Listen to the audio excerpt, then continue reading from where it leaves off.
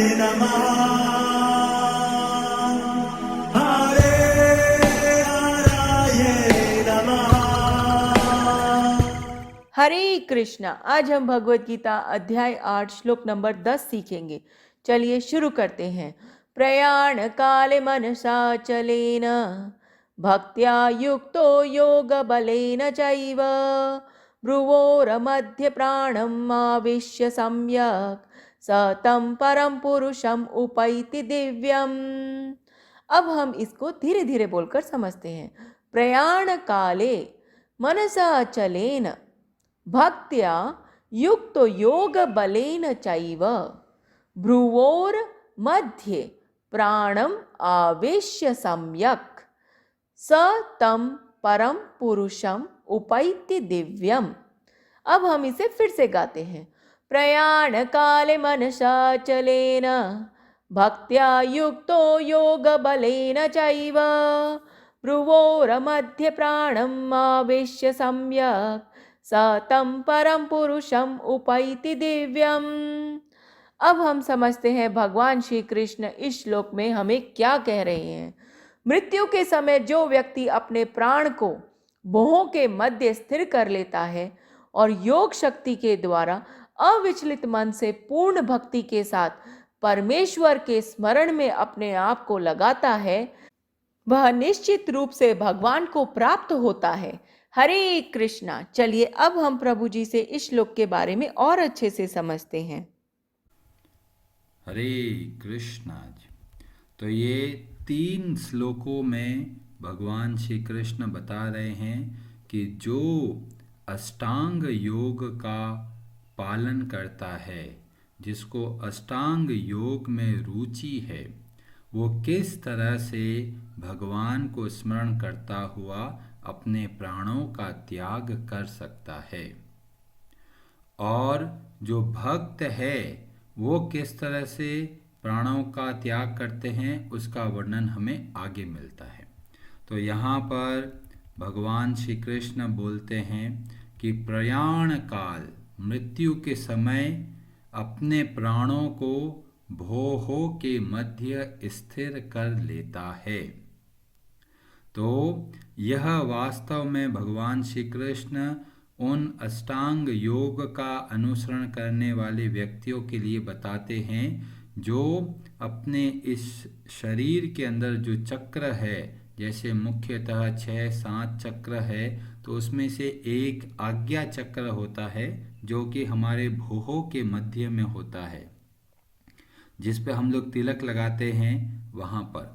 तो वहाँ पर अपने प्राणों की स्थिर करके और क्या करते हैं, भक्तया, भगवान श्री कृष्ण की भक्ति से युक्त होकर और योग बलेन, योग के बल के द्वारा वह भगवान का स्मरण करता हुआ अपने इस शरीर का त्याग करके सीधे भगवान श्री कृष्ण के धाम को जा सकता है।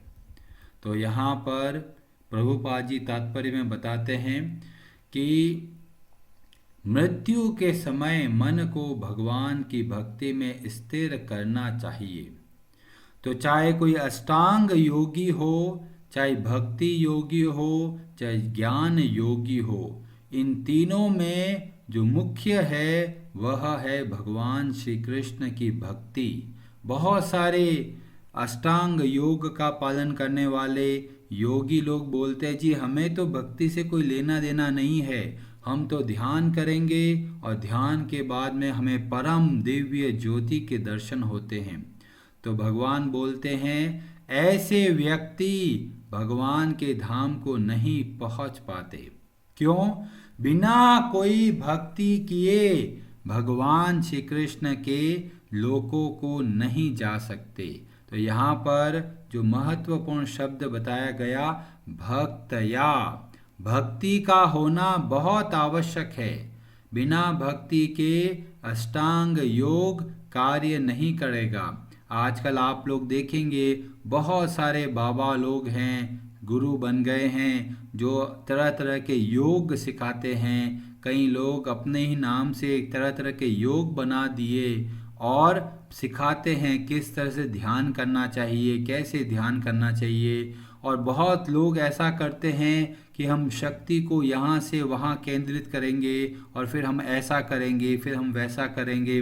तो भगवान बोलते हैं इसमें से कोई काम नहीं आएगा। जब मृत्यु का समय आएगा ये कोई भी काम नहीं कर पाएगा। तो क्या काम आएगा? भगवान श्री कृष्ण की भक्ति। जब हम भगवान श्री कृष्ण की भक्ति करते हैं तो ही हम भगवान के धाम को जा सकते हैं। और उसके अलावा चाहे कर्म योग करो, बहुत लोग अपने आप को भक्ति योगी मानते हैं, पर भगवान श्री कृष्ण के अलावा अलग अलग देवी देवताओं की भक्ति में लगे हुए हैं तो उनको भी कोई अवसर नहीं मिलेगा। क्यों? जब तक हम भगवान श्री कृष्ण की भक्ति नहीं करेंगे तब तक हम वैकुंठ के लोकों में और आगे के जो लोकों में नहीं जा सकते। इसीलिए ये बहुत आवश्यक हो कि किसी को कोई भी तरह का योग की इच्छा है कीजिए, पर उसमें मुख्य बात भगवान श्री कृष्ण की भक्ति का ध्यान रखना है। प्रभुपाद जी बताते हैं योग बलेन का विशिष्ट प्रयोग हुआ है। उसका मतलब है चाहे कोई अष्टांग योगी हो, चाहे भक्ति योगी हो, चाहे कर्म योगी हो, तीनों को कुछ न कुछ योग अवश्य करना है। योग का मतलब भगवान श्री कृष्ण से जुड़कर कार्य करना है। वो नहीं करेंगे तो हम भगवान के लोकों को नहीं जा पाएंगे। और यही बात भागवतम में भी बताई गई, जो हमने पहले भी थोड़ा बताया था। जो स्कंद दूसरा अध्याय 1 श्लोक नंबर 6, वहाँ पर वर्णन आता है एतावान सांख्य योगाभ्यासम स्वधर्म परिनिष्ठया। चाहे कोई सांख्य योग का आचरण करे, चाहे कोई अष्टांग योग का आचरण करे, या कोई अपने धर्म के लिए करता रहे कार्य। जन्म लाभ परह, जन्म का लाभ, परम लाभ कब मिलता है? पुंसाम अंते नारायण स्मृति। जब हम भगवान श्री हरि, भगवान नारायण का स्मरण कर पाते हैं तो ही हमें इस जन्म का लाभ मिल पाता है। अन्यथा हमें वापस इस संसार में आकर दुख पाना पड़ता है। अब कई भक्ति योगी जो है माताएं हैं वो तो बड़ी चिंतित हो जाएगी कि अरे यहाँ तो लिखा है कि भोह के मध्य में प्राणों को स्थापित करना, योग बल का आचरण करना, ये सब तो हम करते ही नहीं है, तो क्या हम भगवान को नहीं जा पाएंगे? तो बोलते हैं ये केवल अष्टांग योग के लिए है, भक्ति योग के लिए इनकी कोई आवश्यकता नहीं है। क्योंकि जो भक्ति योग है वो स्वतः ही बहुत बड़ा योग है और केवल भक्ति योग के आधार पर हम भगवान के धाम को जा सकते हैं। तो बोलेंगे कोई उदाहरण है? बहुत सारे उदाहरण है, उसमें से आपको एक कथा बताते हैं। यह कथा मिलती है श्रीमद् भागवतम में और महाभारत में भी यह कथा मिलती है। और बताया जाता है भीष्म देव जब अपने प्राणों का त्याग कर रहे होते हैं तब उस वक्त वो क्या विचार करते हैं। तो भागवतम बहुत विस्तार से वर्णन आता है और पूरा महाभारत का युद्ध हो गया और 58 दिनों तक भीष्म देव जो बाणों की शैया है वहाँ पर लेटे हुए हैं और विचार कर रहे हैं। फिर जो युधिष्ठिर महाराज अपने बहुत सारे परिवारजनों के साथ में आते हैं, भगवान श्री कृष्ण स्वयं पधारते हैं, बहुत सारे ऋषि लोग भी आ जाते हैं और अब भीष्म देव क्या करते हैं वह बहुत महत्वपूर्ण बात है। पहले तो युधिष्ठिर महाराज बहुत सारे प्रश्न करते हैं।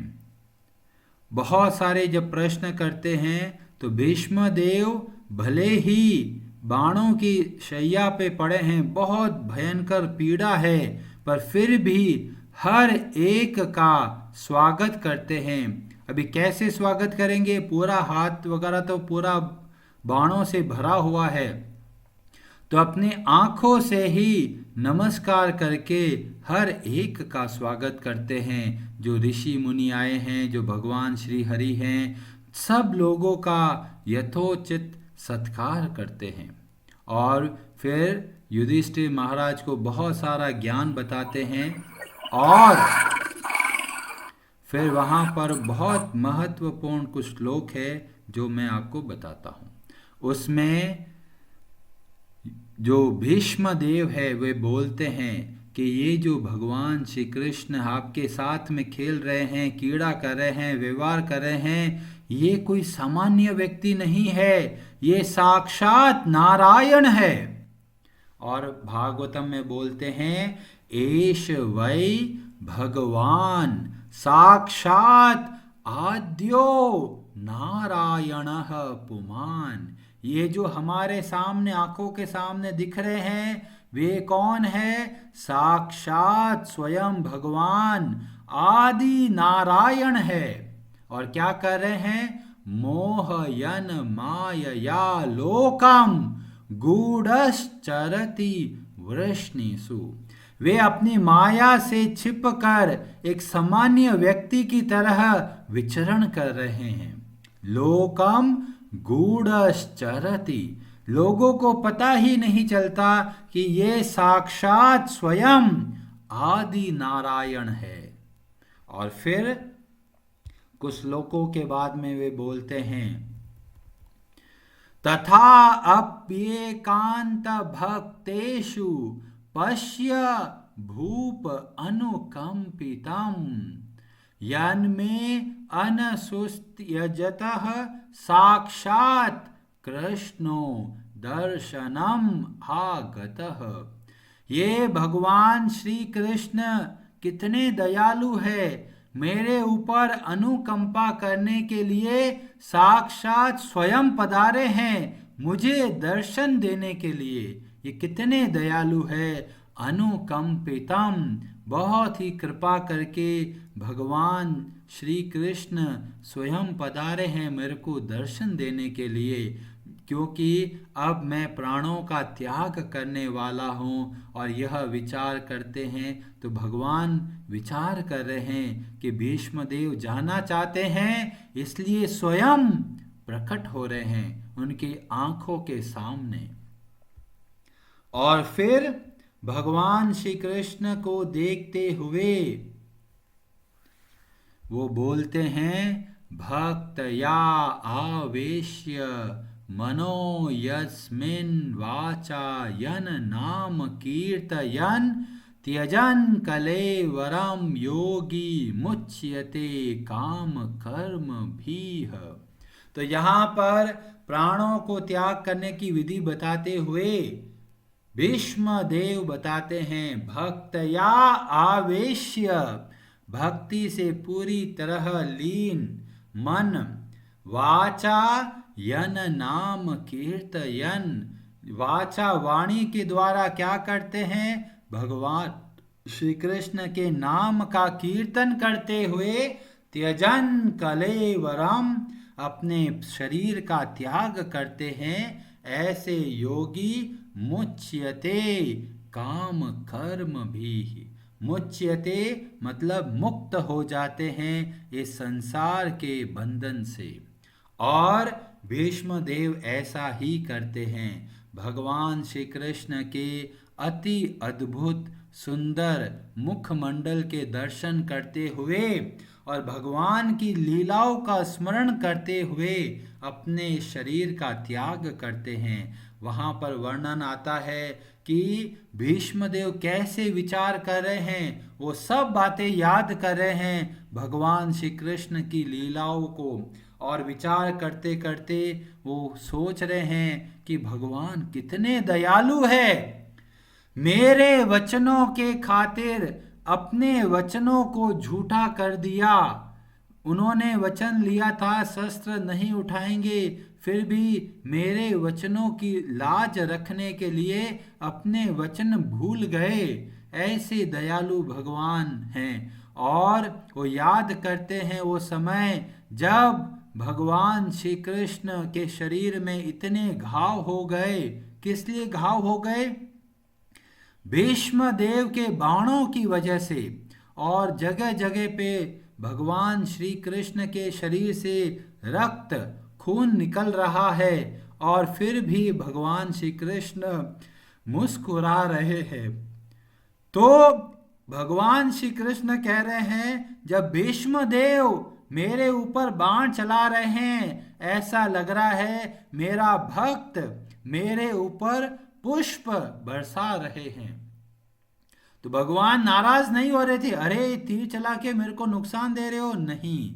भीष्म देव इस तरह से भगवान की पूजा कर रहे हैं बाणों से, और भगवान इतने लहूलुहान है और फिर भी मुस्कुरा रहे हैं, अपने भक्त के अद्भुत कार्य को देखते हैं और बताते हैं किस तरह से भगवान श्री कृष्ण अपने वचनों का त्याग करके भीष्म को मारने के लिए दौड़ते हैं। और बहुत अद्भुत प्रसंग है, और भीष्म देव वो ही सारी लीलाओं के दर्शन कर रहे हैं। और भीष्म देव बोलते हैं कि मुझे पता है कि आपने अर्जुन को भगवत गीता का अद्भुत ज्ञान सुनाया, कितना अद्भुत कृपा करते हैं। और फिर वो याद करते हैं राजसूय यज्ञ के बारे में, किस तरह से वे सर्वप्रथम अग्र पूजा के अधिकारी बनाए जाते हैं और शिशुपाल पर कितनी भारी कृपा करते हैं। तो इस तरह से स्मरण करते करते वो भीष्म देव अपने प्राणों का त्याग करते हैं और सीधे भगवान के धाम को जाते हैं।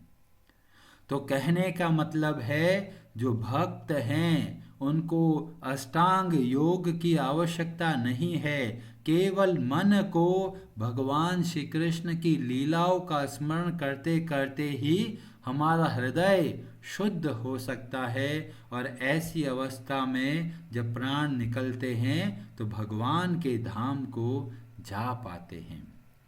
इसलिए जो माताएं हैं जो चिंता करेगी कि अरे प्राणायाम नहीं आता, ये योगाभ्यास करना नहीं आता, यह अष्टांग योग के बारे में कुछ पता नहीं है, कोई चिंता नहीं।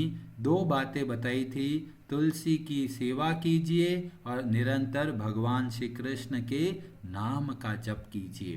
केवल ये करते करते ही हमारा हृदय शुद्ध हो जाएगा और हम भगवान के धाम के योग्य बन जाएंगे। हरे कृष्णा जी, आप सबका बहुत बहुत धन्यवाद। हरे हरे नमः।